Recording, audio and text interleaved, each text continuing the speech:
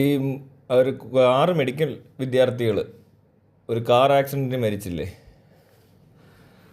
അവിടെ transport ബസ്സിലിടിക്കുന്നു, car side ചെയ്യുന്ന അടിച്ചെന്നോ എന്തൊക്കെയോ പറഞ്ഞുകൊണ്ട് കുറേ സംഭവം നടക്കുന്നതിന് ഇടയിൽ ഇവിടെ ഒരു നിയമമുണ്ട്, പ്രൈവറ്റ് വണ്ടികൾ അങ്ങനെ റെൻറ്റിന് കൊടുക്കരുത്.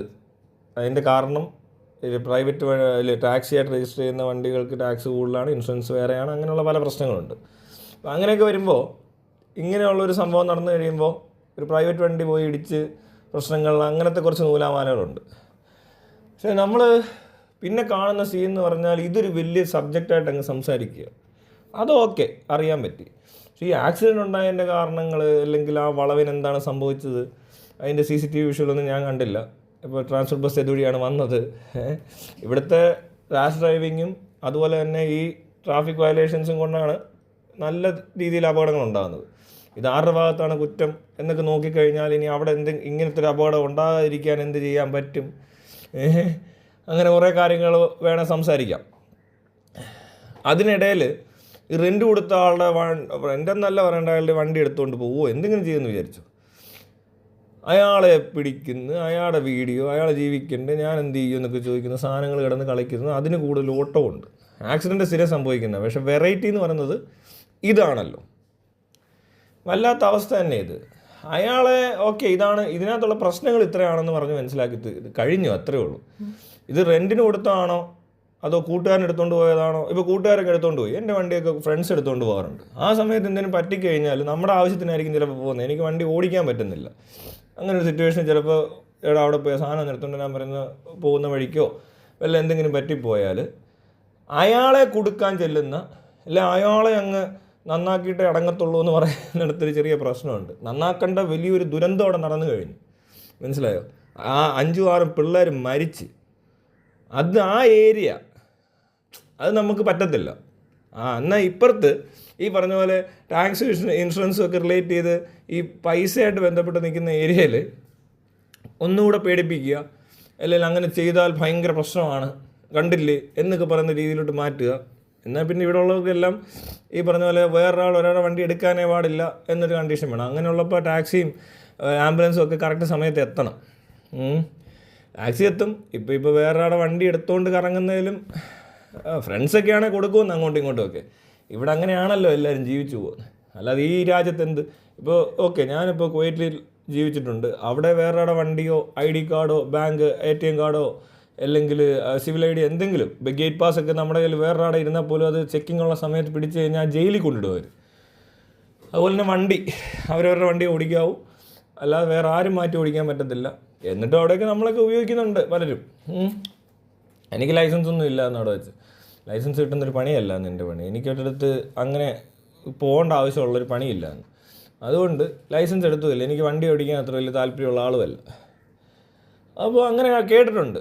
അല്ല, ഞാൻ ഇതിനകത്ത് ഒരു ബുദ്ധിമുട്ട് അനുഭവിച്ചിട്ടുള്ള ആളല്ല. ബുദ്ധിമുട്ടെന്നല്ല പറയേണ്ട, അതിനകത്ത് വലിയ ബുദ്ധിമുട്ടൊന്നുമില്ല. അവിടെ എല്ലാവർക്കും വണ്ടിയുണ്ട്, അവരവരുടെ വണ്ടിയെ പോവുക, അത്രേ ഉള്ളൂ. പിന്നെ ഇവിടെ വരുമ്പോൾ അങ്ങനൊന്നും അല്ല. ഇവിടെ ആരുടെ വണ്ടി എടുത്തുകൊണ്ട് പോകുന്ന പോലീസുകാരും എടുക്കത്തില്ലേ വേറൊരാളുടെ വണ്ടി? അല്ല ഈ പറയുന്ന ഇൻകം ടാക്സോ അല്ലെ ഈ പറഞ്ഞ മറ്റേ എന്തെങ്കിലും റവന്യൂ ഡിപ്പാർട്ട്മെൻറ്റെന്നോ MVD എന്നോ ഒക്കെ പറയുന്നവരാരും വേറൊരാളുടെ വണ്ടി ഉപയോഗിച്ചിട്ടില്ലാത്ത ആൾക്കാരാണ്. അതെന്താണ് അങ്ങനെ സംഭവിക്കുന്നത് വെച്ചാൽ ഇവിടെ അങ്ങനെയൊക്കെ തന്നെയാണ് നടക്കത്തുള്ളൂ. അപ്പോൾ അങ്ങനെ ഒരാൾ എടുത്തുകൊണ്ട് പോയെന്നും പറഞ്ഞുകൊണ്ട് മറ്റേ സാധനത്തിനെ അങ്ങോട്ട് ഈ പേടിപ്പിക്കൽ പരിപാടിയുണ്ട്. അതിന് വേണ്ടിയിട്ട് കുറേ വാർത്ത, പിന്നെ അയാളുടെ പുറകെ പോക്ക്, ഇതൊക്കെ ഭയങ്കര ഇങ്ങനത്തെ ഒരു അവസരത്തിൽ ചെയ്യാൻ കൊള്ളാവുന്ന പണികളല്ല. ഇത്രയും അറ്റൻഷനൊന്നും വേണ്ട. അയാൾക്ക് വേണ്ട പെറ്റിയെന്നും പറയാൻ പറ്റത്തില്ല, അതിൻ്റെ ആവശ്യമില്ലത്. അതൊക്കെ ഒഴിവാക്കേണ്ട കേസാണ്. ഇത്രയും വലിയൊരു ദുരന്തം നടന്നു കഴിയുമ്പോൾ അതിനറ്റത്ത് നിന്ന് ഒരാളെ പോയി തപ്പിപ്പെറുക്കുക എന്ന് പറയുന്നത് എന്തോ കണ്ണിപ്പൊടി ഇടുന്ന പോലത്തെ ഒരു പരിപാടി പോലെ തോന്നി. എൻ്റെ കണ്ണിൽ പൊടി ഇടാതിരിക്കാൻ വേണ്ടി ഞാൻ എൻ്റെ റേബാൻ പുതിയൊരു ഗ്ലാസ് മേടിച്ച് വെച്ചു. അല്ല, എൻ്റെ കണ്ണിൽ നിങ്ങൾ പൊടിയിടാൻ ശ്രമിക്കും, അത് പറ്റത്തില്ല. നമ്മൾ കണ്ണിപ്പൊടിയിട്ടുള്ള പരിപാടി എടുക്കാറില്ല, മനസ്സിലായോ? എനിക്കത്ര തോന്നുന്നുള്ളൂ അയാളുടെ പുറകെ പോകുന്ന കണ്ടിട്ട്. അല്ലേ അയാൾക്കല്ലേ ഇതേപോലെ എന്തെങ്കിലും കൊടുത്തതിൻ്റെ എന്താണോ നിയമപരമായിട്ടുള്ള പരിപാടികൾ, അതിന് അത്ര വലിയ സിവിയറിറ്റി ഒന്നും ഇല്ല.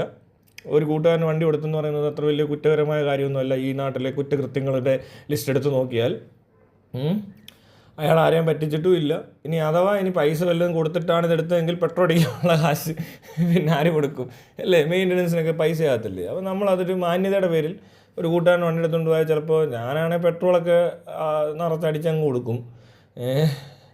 വേറെ ചിലരാണെങ്കിൽ ചിലപ്പോൾ അതും ചെയ്യാറൊന്നുമില്ല. അത്രയൊക്കെ ഉള്ളൂ ഇതിനകത്ത് കാര്യം. ഇതൊരു പരസ്പര സഹകരണ പ്രസ്ഥാനമായതുകൊണ്ട്, ഈ നാടേ അങ്ങനെ ആയതുകൊണ്ട് ഇതൊക്കെ നടന്നെന്നിരിക്കും.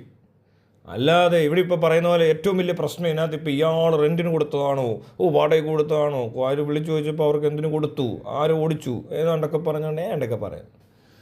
ഇവിടെ എന്നാൽ ആക്സിഡൻസ് ഇത് മാത്രമൊന്നുമല്ല, ഇപ്പം തന്നെ ആക്സിഡൻറ്റ് നടന്നുകൊണ്ടിരിക്കുക പലയിടത്ത്. ഒത്തിരി പേര് മരിച്ചും കാണും. പക്ഷേ ഒരു മീഡിയ അറ്റൻഷൻ കിട്ടുന്നിടത്ത് കൂടുതൽ പ്രശ്നങ്ങൾ ഉണ്ടാകുന്നുണ്ട്. അത്രയേ ഉള്ളൂ. അല്ലാതെ ആക്സിഡൻസും നോക്കിക്കഴിഞ്ഞാൽ ഇപ്പോൾ അവരുടെ വെബ്സൈറ്റിൽ കയറി നോക്കിയാൽ കേരള പോലീസിൻ്റെ വെബ്സൈറ്റിൽ മിക്കവാറും ഒരു 5 ലക്ഷം ആക്സിഡൻറ്റ് നടന്നതാണ് ഈ വർഷം. മനസ്സിലായി? ആക്സിഡൻറ്റ് ഡെത്ത്സ് എന്ന് പറയുന്നത് ചിലപ്പോൾ ഒരു 1.5 ലക്ഷമൊക്കെ ആയിരിക്കും. ഒന്നും പറയാം, 1 ലക്ഷം ആയിരിക്കത്തില്ല, ചിലപ്പോൾ ഒരു എത്ര ആയിരിക്കും എന്ന് പറയാൻ പറ്റത്തില്ല. അത് ചെക്ക് ചെയ്താലേ അറിയത്തുള്ളൂ. അത് വെബ്സൈറ്റിലുണ്ട്. അപ്പോൾ അതിനിടയിൽ ഈ ഒരു കേസ് ഇച്ചിരി മീഡിയ അറ്റൻഷൻ കിട്ടുമ്പോൾ മീഡിയക്കാർ അവിടെ ഇവിടെയൊക്കെ ചെന്ന് കുത്തിപ്പേറിക്ക് അയാളെ ബുദ്ധിമുട്ടി, ഇവരെ ബുദ്ധിമുട്ടിച്ച് എല്ലാവരെയും ബുദ്ധിമുട്ടിക്കുന്ന രീതിയിലേക്കാണ് മാറ്റുന്നത്. ഈ പറഞ്ഞ അപകടത്തിൽപ്പെട്ട് മരിച്ചവൻ വരെ ബുദ്ധിമുട്ടുമായിരിക്കും ഇപ്പോൾ. അതാണ് ഇവിടുത്തെ അവസ്ഥ. ഇതൊന്ന് മര്യാദയ്ക്ക് അങ്ങ് പോയി ചെയ്തിട്ട് പോകുന്ന പരിപാടികളില്ലേ. മീഡിയ അറ്റൻഷൻ കിട്ടിയാൽ കൂടുതൽ പ്രശ്നം ഉണ്ടാവുക പിന്നെ അങ്ങോട്ട്. അതേസമയം ആരും അറിഞ്ഞില്ലെങ്കിൽ വലിയ കുഴപ്പമില്ലെന്ന്. വലിയ അധികം പേർ അറിയാത്ത ആക്സിഡൻസിൽ മരിച്ചവരുടെ ബാക്കിയല്ല. നമ്മൾ ഈ കൊല്ലം എത്ര ആക്സിഡൻറ്റിൻ്റെ ന്യൂസ് കേട്ടിട്ടുണ്ട്. ബാക്കി ഉള്ളവരൊന്നും അറിയാത്തത് കൊണ്ട് അവരുടെ ശവടക്കൊക്കെ ഭംഗിയായിട്ട് നടന്നു കാണും. വേറെ പ്രശ്നങ്ങളോ നൂലാമാലകളോ എല്ലാം കുറഞ്ഞിരുന്ന് കാണും. പക്ഷെ ഇവന്മാർ വന്ന് കയറി കഴിഞ്ഞാൽ പിന്നെ പ്രശ്നങ്ങളാണ്. എന്തിനാ ഇങ്ങനെയൊക്കെ തൊഴിലെടുക്കുന്നത്?